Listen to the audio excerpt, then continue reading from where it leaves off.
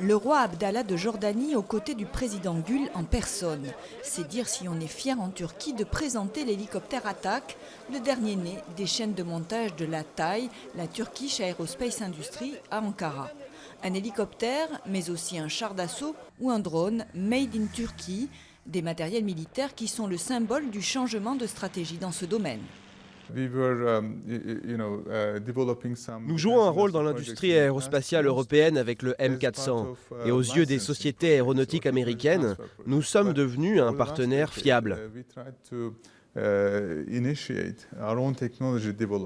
Traduction, la Turquie ne se contente plus d'assembler des pièces d'un armement ou d'un avion conçu par une entreprise étrangère. Elle a la volonté d'être un partenaire à part entière. Pour vendre en Turquie, il faut passer par des associations avec les entreprises locales. D'autres pays vous permettront de faire des ventes en direct. Mais la Turquie n'a plus un marché ouvert aux partenariats. On a peu d'opportunités d'avoir des appels d'offres directs dans ce pays. Une politique qui implique des investissements importants dans la recherche, près de 700 millions de dollars d'argent public qui ont été consacrés rien que pour 2012.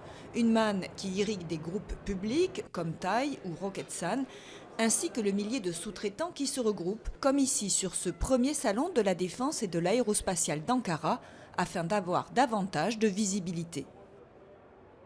Auparavant, nous développions certains projets dans l'industrie de la défense, la plupart du temps dans le cadre d'octroi de licences ou de transfert de technologie, mais au cours de la dernière décennie, nous avons essayé de lancer le développement de notre propre technologie. Avec des coûts de production plus bas qu'en Europe, la Turquie veut aujourd'hui exporter son armement au Moyen-Orient et en Asie. Ankara s'est donné comme objectif d'atteindre le 10e rang mondial pour le chiffre d'affaires de ses industries de la défense en 2023.